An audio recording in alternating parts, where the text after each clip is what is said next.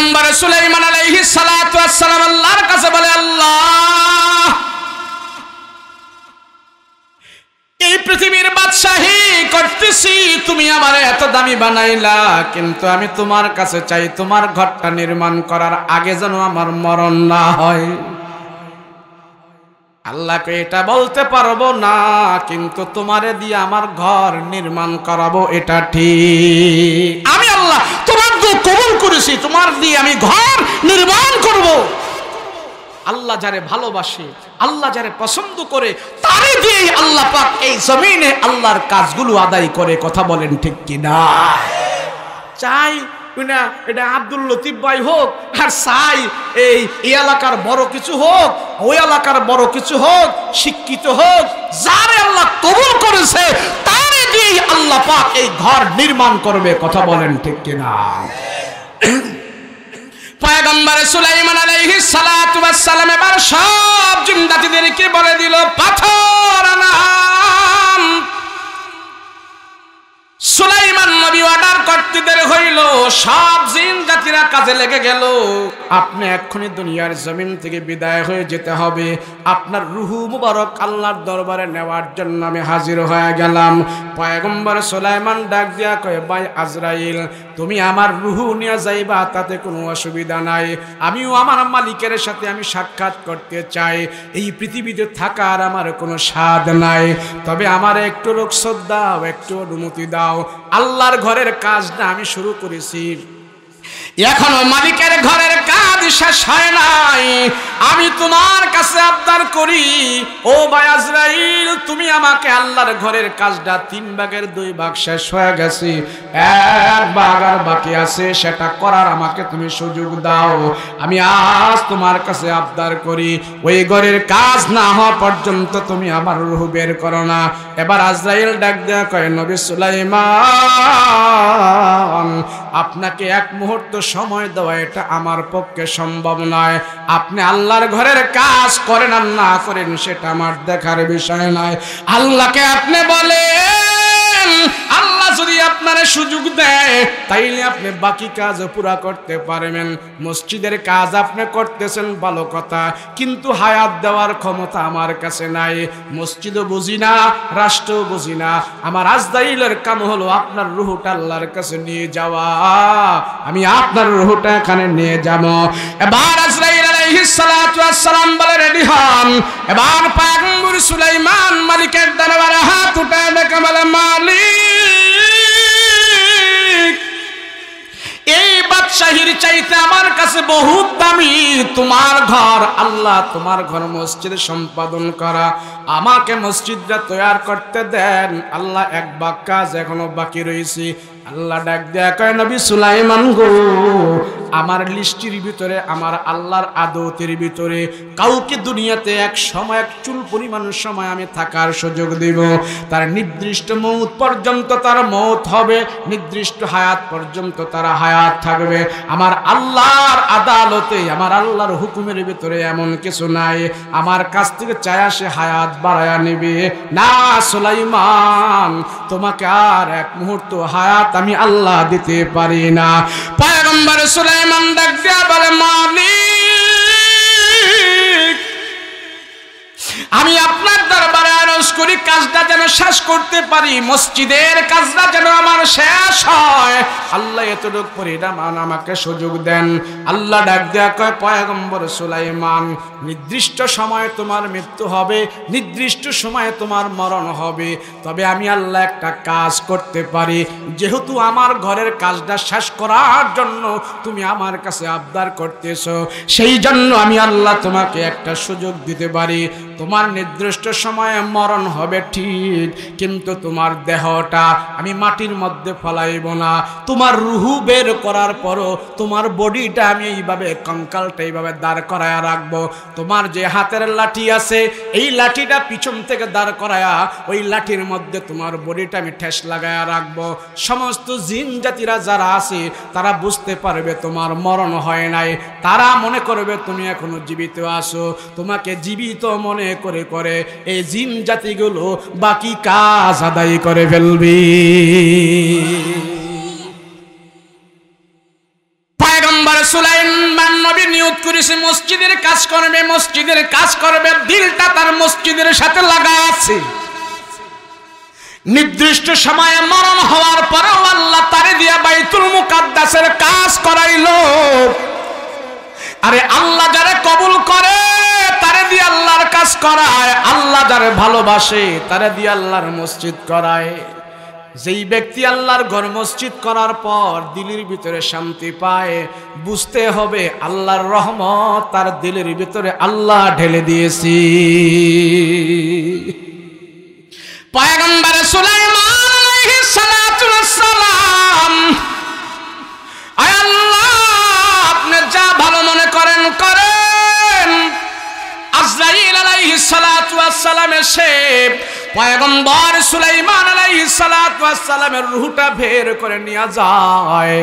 এবার আল্লাহর কাছে রূহ নিয়ে গেছি, পয়গম্বর সুলাইমান নবীর বডিটা এইভাবে দাঁড়ায় আছে, সব জিন জাতিরা কাজ করতেছি, কেউ কোনো কথাবার্তা বলে না। পাথর এনে এনে তারা দেয়াল লাগাইতেছি, আস্তর করতেছে। বাকি 3 ভাগের 2 ভাগ কাজ শেষ হয়েছে, আরেক ভাগ কাজ করতেছি। পয়গম্বর সুলাইমান নবীর বডিটা এইভাবে দাঁড়ায় আছে, আর জিন জাতিরা মনে করতেছে হায় রে নবী সুলাইমান আমাদের দিকে তাকায় আছে। এদিক সেদিক তাকানোর কোনো সুযোগ নাই। দুপুরের খানা তারা খায় নাই, বিকাল বেলা বাড়িতেও যায় নাই। সন্ধ্যা হয়ে গেছে, এক জিন আরেক জিনের বলে ব্যাপার কি, নবী সুলাইমানও আজকে বাসায় যায় না, আমাদেরকেও ছুটি দেয় না। কারণ কি খাওয়া দাওয়া করবো না নাকি? জিনের সর্দার এসে বলে খাওয়া দাওয়া বললা যা, আজ থেকে আর খাওয়া দাওয়া করবি না। পয়গম্বর সুলাইমান লাঠি নিয়ে দাঁড়ায় আছে, যদি আজকে খাবারের কথা বলস বাইরে ঠ্যাঙ্গের নালি কেটে ফেলবি। পয়গম্বর সুলাইমানকে তোরা যেমনি ভাবে মান্য করো তেমনি ভাবে কাজ করো। সব জিন জাতি কাজ করতে করতে বাকি 3 ভাগের 2 ভাগ কাজ শেষ হয়েছে, 1 ভাগ যখন বাকি ছিল, সব জিন জাতিরা বাকি 1 ভাগ কাজও আদায় করলো। কাজ এবার শেষ হয়ে গেছে। তারপরও পয়গম্বর সুলাইমান ওই লাঠির মধ্যে দাঁড়ায় রইল। কাজ কারবার সব শেষ, আস্তর করা শেষ, চুনা দেওয়া শেষ। কাজ যখন কমপ্লিট হয়ে যায়, বাইতুল মুকাদ্দাসের মসজিদের কাজ শেষ হয়ে গেছে। এবার জিন জাতিরা চিন্তা করতেছে ব্যাপার কি, নবী সুলাইমান দাঁড়ায় আছে, কোনো কথা কয় না, আমাদের কাজ শেষ। বাইতুল মুকাদ্দাসের সব কাজ যখন কমপ্লিট হয়ে গেছে, জিন জাতিরা আবার আরামে বসে আছে। ব্যাপার কি, হঠাৎ করে তারা তাকায়া দেখি ওই নবী সুলাইমান যে কাঠের মধ্যে ভর করে দাঁড়ায় আছে, ওই কাঠটা মাঝখান থেকে ভাঙ্গা একবারে ঠপাস করে নবী সুলাইমানের দেহ মাটিতে পড়ে গেছে। সব জিনেরা আবার পয়গম্বর সুলাইমান নবীর কাছে চলে আসলে, আরে কি হইল নবী সুলাইমান আমাদের দিকে তখন পর্যন্ত তাকায় আছে, আর এখন পয়গম্বরের দেহটা মাটির মধ্যে পড়ে গেছে। এবার সব জিন জাতি দৌড়ে আসলো, এসে পয়গম্বর সুলাইমানের বডিটা টেস্টিং করতেছে, বডির মধ্যে হাত মারতেছে, শিরা বাজে কিনা হাতে ধরতেছে। এক জিন পয়গম্বরের সুলাইমান নবীর হাতের মধ্যে ধরে বলে না না, এটা তো শিরা বাজে না, রক্ত চলাচল করে না। হায় রে, পয়গম্বর সুলাইমান তো মারা গেছে, তার দেহের ভিতরে তো রূহ নাই, নাড়াচাড়া করে না। এবার সব জিন্দাচিরা মনে মনে ভাবতেছি নবী সুলাইমান কতদিন আগে মারা গেছে, এখনই মারা গেছে নাকি বহুত আগে মারা গেছে, এটা আমরা কেমনে জানবো? পয়গম্বর সুলাইমান মাটির মধ্যে তার দেহ পড়ে আছে, আল্লাহর ঘরের কাজ সম্পাদন করে নিয়ত করেছে, আল্লাহ তোমার ঘর মসজিদ আমি তৈরি করব। আল্লাহ তার চাহিদা পুরা করেছি।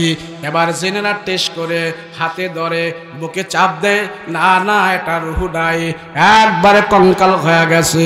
জেনেরা হাতায় গোতায় দেখে এটা এখনকার মরা না, এটা বহুত আগে মারা গেছে। এখন তাদের জল্পনা কল্পনা শুরু হয়ে গেছে, হাই রে নবী সুলাইমান কয়দিন আগে মারা গেছে, আমরা একটু টেস্টিং করে দেখব, কেমনে বুঝবো কয়দিন আগে মারা গেছে। এবার পয়গম্বর সুলাইমান আলাইহিস সালাম যেই লাঠির মধ্যে ভর করে দাঁড়ায় ছিল, জিনেরা যা দেখে সেই লাঠিটা আগা থেকে মাথা পর্যন্ত ঘুনি পোকায় খেয়ে ফেলেছে। উই পোকায় কামড়ায় কামড়ায় খায়া পুরাটা লাঠি একবারে খেয়ে জাজরা করে ফেলেছি। আর জাজরা করার কারণে আমার লাঠিটা মাঝখান দিয়া ভেঙে গেছে। এবার সব জিনেরা বসে বৈঠক মূল্য, সব জিনেরা বসে আবার তারা তদারকি শুরু করতে লাগলো। এই লাঠিটা শুরু থেকে শেষ পর্যন্ত জিনেরা কতদিনে খাইলো, কয়দিন আগে নবী সুলাইমান মারা গেছে এটা তারা দেখতে পারতেছে, এটা তারা দেখবে কতদিন আগে লাঠিটা গুনে পোকায় খাইলো। এবার সবাই চিন্তা করতেছে কিভাবে মৃত্যুর দিন নির্ধারণ করা যায়। সুলাইমান আলাইহিস সালাতু ওয়াস সালাম যে লাঠির উপরে ভর, পুরাটা লাঠি জিনে, পুরাটা লাঠি ঘুনি পোকায় খায় আছে। এক জিন এসে বলতেছে একটা সুন্দর বুদ্ধি আছে, আমরা সুন্দর একটা লাঠি নেই, ওই লাঠিটার শুরু থেকে শেষ পর্যন্ত আমরা একটা ঘুনি পোকা ছেড়ে দিই, সকাল থেকে বিকাল পর্যন্ত ঘুনি পোকায় লাঠিটা খাইতে খাইতে বিকাল পর্যন্ত যদি যায় আমরা একটা মাপ করব। পয়গম্বর সুলাইমানের এই লাঠিটা কয়দিন পর্যন্ত এইভাবে ঘুনে খাইছি।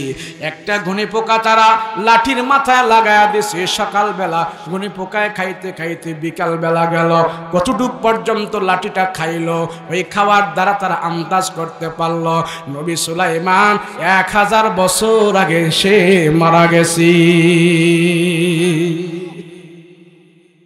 মুসলমান ভাইরা রে, আমার এটা বলার উদ্দেশ্য হইল মানুষ সেজদা দিবে আল্লাহর ঘরে, নিয়ত করেছে আমার বাদশাহী দরকার নাই, আল্লাহ তোমার ঘর সম্পাদন করতে চাই। মসজিদ এমন একটা ঘর, খানা কাবা বাইতুল্লাহর শাখা প্রশাখা, খানা কাবার একটা অংশ হইল মসজিদ। এই মসজিদ যারা নির্মাণ করতেছে আল্লাহ তাদের হায়াতে বরকত দান করে, বলেন আমিন। এই মসজিদ যারা নির্মাণ করতেছে আল্লাহ যারা কবরে গেছে আজকের মাহফিলের হাদিয়া তাদের কবরে পৌঁছায় দাও, বলেন আমিন। এইভাবে যারা ভালো কাজ করবে, ভালো কাজ করে যাবে, মসজিদ নির্মাণ করে যাবে আল্লাহকে রাজি খুশি করার জন্য। নবী সুলাইমান যদি মসজিদের মর্তবা বাদশাহীর চাইতে বেশি মনে করতে পারে, আমি আপনিও আমার ব্যবসা বাণিজ্য ঘর বাড়ি থেকে মসজিদের মর্যাদা আমার কাছে আরো বেশি হইতে হবে। কথা বলেন ঠিক কিনা? মসজিদ, আরে মানুষ তুমি যদি এই কথা চিন্তা করতে, আমার এই কপাল আল্লাহ নিজের কুদরতি হাত দিয়ে বানাই দিয়েছে, কথা বলেন ঠিক কিনা?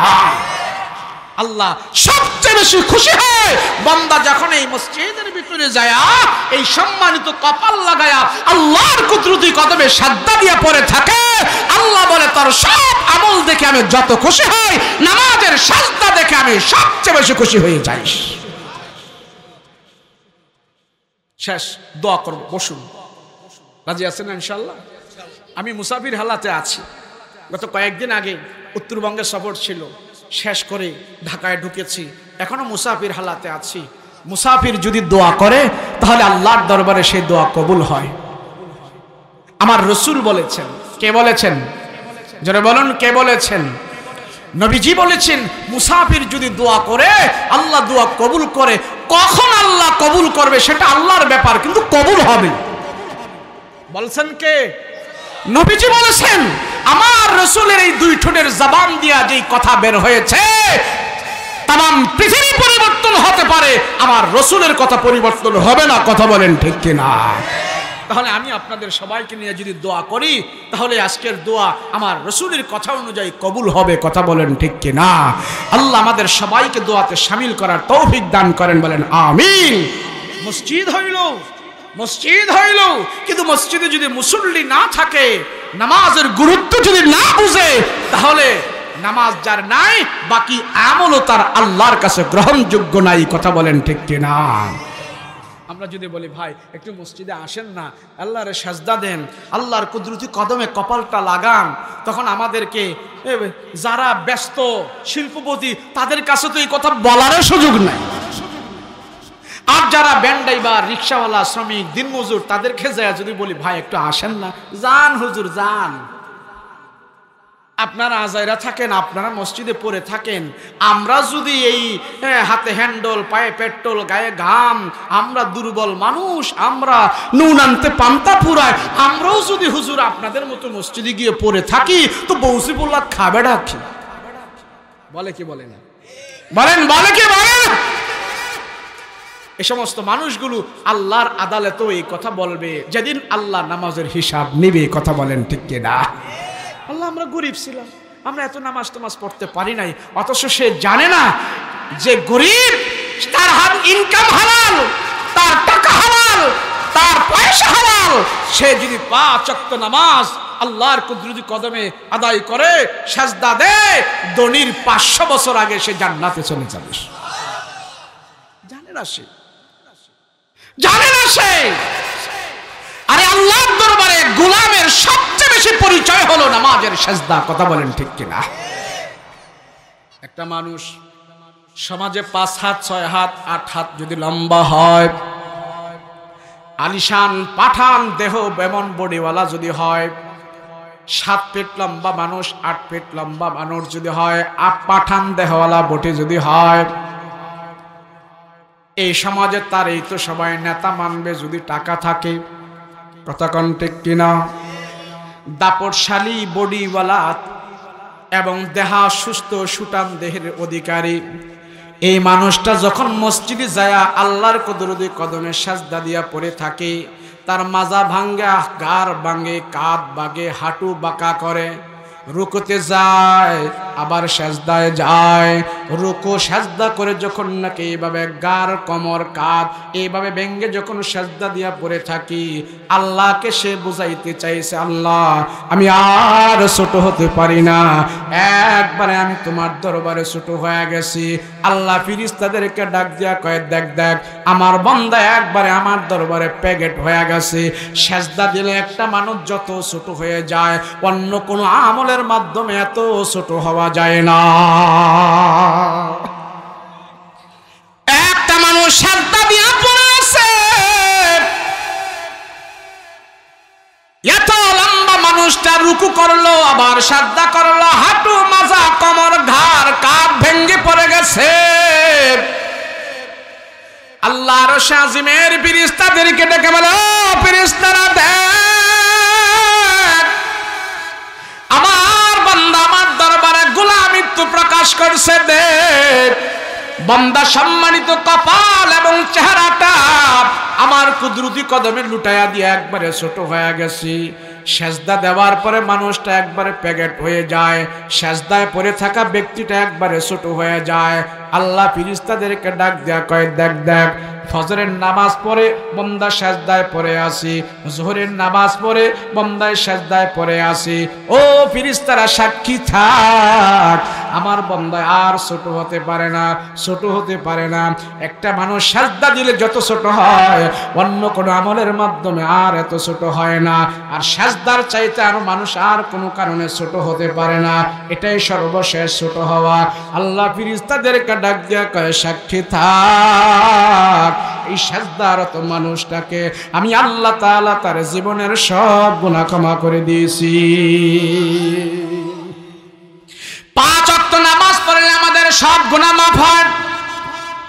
শিরিক ছাড়া যত গুনাহ আছে 5 ওয়াক্ত নামাজের দ্বারা মাফ হয়। বলে হুজুর কেমনে নামাজ পড়লে সব গুনাহ মাফ হয়? কেমনে? নামাজের ভিতরে তাওবা আছে, নামাজের ভিতরে আত্মসমর্পণ আছে, নামাজের ভিতরে আল্লাহর প্রশংসা আছে। একটা মানুষ যখন নাকি 4 রাকাত নামাজ পড়ে, 4 রাকাতের পরে যায় সে সালাম ফিরায়, সালামের আগে একটা দোয়া আমরা সবাই পড়ি, আল্লাহুম্মা ইন্নী যালামতু নাফসি যুলমান কাসীরা ওয়া লা ইয়াগফিরুয যুনুবা ইল্লা আনতা ফাগফিরলি মাগফিরাতাম মিন ইনদিকা ওয়ারহামনি ইন্নাকা আনতাল গফুরুর রহিম। পড়ি কি না আমরা? পড়ি কি না? না এদিকে পড়ে না। এটা নামাজরত ব্যক্তি 4 রাকাত নামাজের পরে যখন নাকি বলে আল্লাহুম্মা ইন্নী যালামতু নাফসি, এটা হলো তাওবা তাওবা তাওবা করা। যেই ব্যক্তি 5 ওয়াক্ত নামাজ পড়ে 5 বার আল্লাহর দরবারে তাওবা করে, সুন্নতের ভিতরেও 4 রাকাত 2 রাকাত নামাজের শেষে প্রতিদিন সে তাওবা করে, আল্লাহুম্মা ইন্নী যালামতু নাফসি। সেই জন্য আমার পয়গম্বর নামাজের শেষে তওবা ইস্তিগফারটা যোগ করে দিয়েছি। নামাজে বান্দারা যখন নামাজের পরে আল্লাহুম্মা ইন্নী যালামতু নাফসি বলে বলে আল্লাহর দরবারে তওবা করে, হায় আল্লাহ আমার নফসের প্রতি আমি জুলুম করেছি, হায় আল্লাহ আমি নফসের প্রতি জুলুম করেছি। সালাম ফিরানোর আগে যখন বান্দা এইভাবে জুলুমের কথা আল্লাহর কাছে বলতে থাকে, হাদিস শরীফে আছে কোন মানুষ তার জীবনে যদি 50 বার আল্লাহর কাছে আন্তরিকতার এই কথা বলতে থাকে, আল্লাহুম্মা ইন্নী যালামতু নাফসি, আল্লাহুম্মা ইন্নী যালামতু নাফসি, আল্লাহ আমার নফসের প্রতি আমি জুলুম করেছি, আমার নিজের নফসের উপর আমি জুলুম করেছি, না জানিয়া মদ খাইছি, না বুঝিয়া মদ খাইলাম, গান শুনলাম, অন্যায় করলাম, সুদ খাইলাম, জিনা করলাম, শয়তানের প্রবঞ্চনায় পড়ে আর বহুত গুনাহ করেছি। আল্লাহ এখন আর নয়, তোমার কুদরতে কদমে সাজদা দিয়ে এখন তোমার দরবারে ক্ষমা চাই। সেই ক্ষমাটা হইল নামাজরত বান্দা আল্লাহর কাছে ক্ষমা চায়, আল্লাহুম্মা ইন্নী যালামতু নাফসি, আল্লাহ আমার নফসের প্রতি আমি জুলুম করেছি।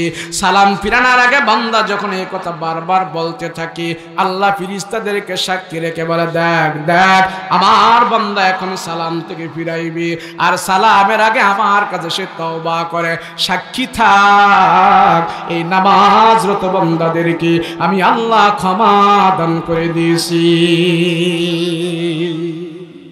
যে বারবার আল্লাহর দরবারে ক্ষমা চায়, আল্লাহ বলে ক্ষমা চায়, তওবা করে, ইস্তিগফার করে, বারবার নামাজ পড়ে তওবা করে, গোপনে তওবা করে, প্রকাশ্যে তওবা করে, আল্লাহর এই বান্দাদেরকে আল্লাহ ডেকে বলে, বারবার আমার কাছে তওবা করার কারণে, আত্মসমর্পণ করার কারণে তার জবানটা আমার দরবারে পবিত্র হয়ে যায়, মুস্তাজাবুদ দাওয়া হয়ে যায়। যেই মানুষটা বারবার তওবা করে গুনার প্রতি লজ্জিত হয়ে নামাজ আদায় করে, সালাম ফিরানোর আগে আল্লাহর দরবারে তওবা করে, ও বান্দা তুই ভয় পাইস না, আল্লাহ ডাক দেয়া বলে নামাজে তুই ভয় পাইস না, যত গুনাহ করলি আমি আল্লাহ তোরে ক্ষমা করে দিলাম। যে জবান দিয়া তুই আমার কাছে তওবা করলি আমি তার জবানটা পবিত্র বানায়া দিলাম। এই জবান দিয়ে আর হারাম খাইস না, হারাম খাইস না। তওবা করার পর আমি আল্লাহ তাআলা তোর জবানের সব দোয়া কবুল করে নেব, মুস্তাজাবুদ দাওয়া বানায়া দে। মানুষ দেখেন না, আমরা সালাম ফিরানোর পরে আবার বলি না আস্তাগফিরুল্লাহ আস্তাগফিরুল্লাহ, বলি কিনা? বলি না ইস্তিগফার পড়ি না? কেন পড়ি? আল্লাহ তোমার এত বড় হুকুম আমি আদায় করতে পারি নাই, কদর করতে পারি নাই, আমার যদি কোনো ভুল হয়ে থাকে আল্লাহ তুমি মাফ করে দাও। নামাজ পড়বেন তো ইনশাআল্লাহ? নামাজ পড়বেন তো ইনশাআল্লাহ? কেন নামাজ পড়বো? আরে নামাজ ছাড়া যদি আল্লাহর রাজি খুশি হয়তো, আল্লাহ যদি খুশি হইতো তাহলে আমার রসুল সর্বপ্রথম নামাজ পড়া ছাড়া দুনিয়াতে থাকতো। কথা বলেন ঠিক কিনা? যে রসুল নামাজ বাদ দিতে পারে নাই, যে রসুল নামাজ ছাড়া থাকতে পারে নাই, আমি আর আপনি কেমনে থাকবো? অবশ্যই আল্লাহর কুদরতি কদমে সাজদা দিতে হবে। কথা বলেন ঠিক কিনা? রসুল বলেন কাফের আর মুসলমানের মধ্যে পার্থক্য হইল নামাজ। কথা বলেন ঠিক কিনা? নবীজি বলেন কাফের এবং মুসলমানের মধ্যে পার্থক্য হইল কি? নামাজ। রাজি আছেন ইনশাআল্লাহ? আল্লাহ আমাদের সবাইকে আল্লাহর কুদরতি কদমে সাজদা দেওয়ার তৌফিক দান করেন, বলেন আমিন। সকলে বলুন আল্লাহুম্মা আমিন। আগামী কালকে এখানে মাহফিল হবে আলহামদুলিল্লাহ, আপনারা শুনবেন, উলামায়ে কেরাম আসবে।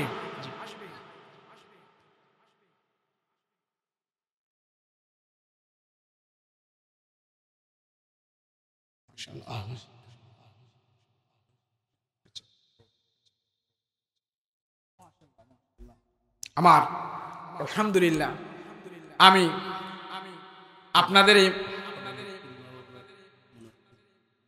তাই না, মাশাআল্লাহ দেখি আছে না?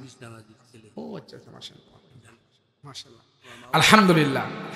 আমি আপনাদের জন্য দোয়া করব, আমিও দোয়া চাই, আমরা সবাই সবার জন্য দোয়া করব। আমি এই মাদ্রাসায় পড়াশোনা করে গেছি, আপনাদের এই বিদ্যাপীঠে আমি পড়াশোনা করেছি। আলহামদুলিল্লাহ, যোগ্য উস্তাদদের মেহনতে এতটুকু পর্যন্ত আসতে পেরেছি, আল্লাহ পাক নিয়ে আসছে। আমি এখানে অধ্যয়নরত অবস্থায় এখানকার অনেক মুরব্বী আমি দেখেছি। মফু হাজি সাহেব না ছিল, এবং আরো অনেক লাল দাড়িওয়ালা মুরব্বীরা ছিল, হক সাহেব। এরা এখন নাই, কিন্তু এদের প্রতিষ্ঠানটা আছে কিনা বলুন, আছে কিনা? এরা কবরে চলে গেছে, কিন্তু এখানে হাদিসের দরস চলছে, কোরআনের তেলাওয়াত চলছে, নামাজ চলছে, তাসবিহ তাহলিল চলছে। আলহামদুলিল্লাহ, এই নেক কাজের অংশীদার তারা কবরে থেকে থেকে পাইতেছে। কথা বলেন ঠিক কিনা? যে যত নেক কাজ করবে, যে যত নেক কাজ করবে, মৃত্যুর পরে সেই নেক কাজ তার জন্য নাজাতের উসিলা হয়ে যাবে। আল্লাহ এই মাদ্রাসার মুরব্বী এবং এই এলাকার যত মুরব্বীরা, দিনদার মুত্তাকি পরহেজগার ব্যক্তিরা আজকে কবরের মধ্যে শুয়ে আছে, এই মাহফিল থেকে আমরা তাদের জন্য দোয়া করব, মুরব্বীদের জন্য দোয়া করব, বাবা মার জন্য দোয়া করব। আল্লাহ যেন তাদের কবরটাকে জান্নাতের সাথে যোগাযোগ করে দেয়। সকলে বলুন আল্লাহুম্মা আমিন। আমার শ্রদ্ধেয় চাচা হাজী নুরুল ইসলাম সাহেব, উনি এখনো মেহনত করছেন, মাদ্রাসার সাথে সব সময় লেগে আছেন। কি লাগবে, কখন কি লেনদেন, আমি যখন অনেক সময় আসলে দেখি উনি মাদ্রাসায় থাকে সব সময়, বেশ হুজুরদের সাথে থাকে। আর এটাই তো দরকার, এটাই তো দরকার। নবী সুলাইমান বাদশাহীর চাইতে আল্লাহর ঘরকে বেশি মহব্বত করেছে, মনে আছে তো ইনশাআল্লাহ? তো যারা মাদ্রাসাকে মহব্বত করে, মসজিদকে মহব্বত করে, কি লাগবে, ইট লাগবে, বালি লাগবে, সিমেন্ট লাগবে, এগুলির তদারকি খবর যারা নেয়, আল্লাহ তাদের খবর নেবে। কথা বলেন ঠিক কিনা? আমরা দোয়া করব। এই মুরব্বীরা কবরে আছে, আরো মুরব্বী যারা বেঁচে আছে, নুরুল ইসলাম হাজী সাহেব, আরো হাজী সাহেবরা বেঁচে আছেন, আল্লাহ যেন তাদেরকে নেক হায়াত দারাজ করে। সকলে বলুন আল্লাহুম্মা আমিন। হ্যাঁ, এমনি ভাবে আব্দুল লতিফ ভাই এবং যারা আছে সবাই মিলে 10 জনের মুরব্বীদের সহযোগিতায়, তাদের প্রচেষ্টায়, মেহনতে এই মাহফিলটা হয়। অনেক কষ্ট মেহনত করে এই বাগানটা করে আমাদেরকে এতক্ষণ পর্যন্ত যারা গুনাহমুক্ত রেখেছে, বলেন এর চাইতে কি নেকের কাজ আর বেশি হতে পারে? যাদের উসিলায় আমরা গুনাহমুক্ত ছিলাম, এখন আমরা কেউ গুনাহ করি নাই, সিগারেট বিড়ি খাই নাই, গান বাদ্য শুনি নাই, খেলাধুলা দেখি নাই, সর্ব প্রকারের গুনাহ থেকে আমরা আজকে কয়েক ঘন্টা মুক্ত ছিলাম। আলহামদুলিল্লাহ বলেন, কথা বলেন ঠিক কিনা? যারা আমাদেরকে এই গুনাহমুক্ত পরিবেশ উপহার দিয়েছে, আল্লাহ তাদের হায়াতে বরকত দান করেন। সকলে বলেন আল্লাহুম্মা আমিন। সবাই ইস্তিগফার করে, আস্তাগফিরুল্লাহাল্লাযী লা ইলাহা ইল্লা হুয়াল হাইয়ুল কাইয়ুম ওয়া আতুবু ইলাইহি লা হাওলা ওয়ালা কুওয়াতা ইল্লা বিল্লাহিল আলিয়্যিল আযীম। আল্লাহুম্মা সাল্লি আলা সাইয়্যিদিনা নাবিয়িনা শাফিয়িনা হাবিবানা মাওলানা মুহাম্মদ সাল্লাল্লাহু তাআলা আলাইহি ওয়া আলা আলিহি وأصحابه أجمعين. الحمد لله رب العالمين والعاقبة للمتقين. الصلاة والسلام على أشرف الأنبياء والمرسلين. ربنا ظلمنا أنفسنا وإن لم تغفر لنا وترحمنا لنكونن من الخاسرين. رب ارحمهما كما ربياني صغيرا. رب ارحمهما كما ربياني صغيرا. اللهم وفق علينا لما تحب وترضى. اللهم حاسبني حسابا يسيرا.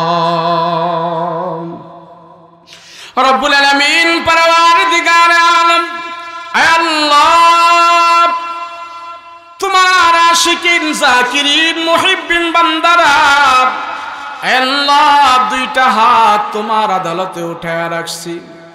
मालिको ताका देखो, তোমার বান্দারা এখনো বাড়িতে যায় নাই, দুইটা হাত তোমার আদালতে উঠায় রাখছি। আয় আল্লাহ পাকনা দাড়িওয়ালা মুরব্বী বাবারা এখানে আছে, আলেম ওলামারা আছে, নওজোয়ান যুবকেরা আছে, পর্দার আড়ালের মা বোনেরা আছে গো আল্লাহ, তুমি আমাদের সবার হাতখানা কবুল মঞ্জুর করে নাও। আয় আল্লাহ তোমার বান্দারা কি চায় আল্লাহ তুমি ভালো করে জানো। আল্লাহ প্রত্যেকের মনের খবর তুমি জানো গো আল্লাহ, মেহেরবানি করে আল্লাহ আমাদের সকলের জিন্দিগির গুনাহ খাতা মাফ করে দাও। আয় আল্লাহ পাকনা দাড়িওয়ালা পাকনা চুলওয়ালা বয়োজ্যেষ্ঠ বৃদ্ধ বাবারা আছে, আয় আল্লাহ বয়স বৃদ্ধি হওয়ার কারণে চুল দাড়ি পাইকা গেছে, গায়ের চামড়া ঢিলা হয়ে গেছে, চোখের পাওয়ার নষ্ট হয়ে গেছে, বয়স বৃদ্ধি হওয়ার কারণে আল্লাহ সোজা হয়ে দাঁড়াইতে পারে না, লাঠি ভর করে করে মসজিদে যায় মাহফিলে আসে। এমন বৃদ্ধ বাবাজিরাও তোমার দরবারে হাত উঠাইছে রে মালিক, খালি ফেরত দিও না, তোমার বান্দাদেরকে মাফ করে দাও। আয় আল্লাহ গুনার বোঝা মাথায় নিয়ে তোমার দরবারে হাত তুললাম, মা বাবারে মা বাবা বলি আর ডাক দিত না। আয় আল্লাহ বক্তার গুনার খবর শ্রোতারা জানে না, শ্রোতাদের গুনার খবর বক্তা জানে না, ইমামের গুনার খবর মুক্তাদি জানে না, মুক্তাদির গুনার খবর ইমাম সব জানে না। আয় আল্লাহ কত অপরাধী হয়েও সমাজের ভিতরে আমরা নামি দামি মানুষ হয়ে আছি, আল্লাহ তুমি আমাদের গুনার খবর জানো, এত জানার পরেও তোমার বান্দাকে আল্লাহ তুমি গুনার জন্য চাপ দাও না রে আল্লাহ, তুমি রহমতের হাত আমাদের জন্য বিছায়া রাখছো আল্লাহ, আমাদের জিন্দিগির সব গুনাহ খাতা মাফ করে দাও। আয় আল্লাহ এমন সন্তান এখানে হাত উঠাইছে, তার মা নাই, বাবা নাই, ভাই নাই, বোন নাই, অন্ধকার কবরে পড়ে আছে। ওরে মালিক যে মা বাবা আমাদেরকে লালন পালন করে বড় করে দিয়ে গেছে, যেই মা বাবা নিজে না খেয়ে আমাদেরকে খাওয়াইছে, যে মা বাবা নিজে কষ্ট করেছে আমাদেরকে কষ্ট দেয় নাই, সেই মা বাবা এখন অন্ধকার কবরে পড়ে আছে। আয় আল্লাহ ওই মা বাবারে তুমি কবরে কষ্ট দিও না, কষ্ট দিও না, দিও না, মা বাবার কবরের ভিতরে তুমি জান্নাতের বাতি জ্বালায়া দাও। আয় আল্লাহ মা বাবার কবরের ভিতরে জান্নাতের বিছানা বিছায়া দাও, মা বাবার কবরটা জান্নাতের সাথে যোগাযোগ করে দাও। আয় আল্লাহ মা বাবার কবরের ভিতরে জান্নাতের বাতি জ্বালায়া দাও। আল্লাহ এমন সন্তান এখানে হাত উঠাইছে, এ হাত দিয়া তার মা বাবারে কবরের ভিতরে রাখছি। ওরে মালিক যে হাত দিয়া আমার লাশ কবরের ভিতরে রাখছি, যে হাত দিয়া মা বাবার কবরের উপরে মাটি দিছে, যে হাত দিয়া সন্তানেরা মা বাবার কবরের উপরে বাঁশের ফালটা বিছাইল, ওই হাতগুলো আজকার মাহফিলে তোমার আদালতে উঠাইয়া মা বাবার জন্য দোয়া চায়, ক্ষমা চায়। আল্লাহ মা বাবার কবরে তুমি আগুন জ্বালায়ও না, মা বাবার কবরে তুমি আগুন জ্বালায়ও না। ওরে মালিক মা বাবারে আমরা পর্যাপ্ত পরিমাণ খেদমত করতে পারি নাই, মা বাবারে আমরা পর্যাপ্ত পরিমাণ আদর যত্ন করতে পারি নাই। আল্লাহ তুমি আমাদের প্রতি গোসা করিও না, রাগ করিও না। আয় আল্লাহ ছোট কালে মা বাবা নিজে না খেয়ে আমাদেরকে খাওয়াইছে, আয় আল্লাহ মা বাবা আমাদেরকে গোসল করায়া দিছে, প্রস্রাব পায়খানা পরিষ্কার করায়া দিছে রে আল্লাহ। ওই মা বাবা যখন ইন্তেকাল করেছে, মৃত্যুর পরে আমরা মা বাবারে বিদায়ের গোসল করাইয়া দিছি।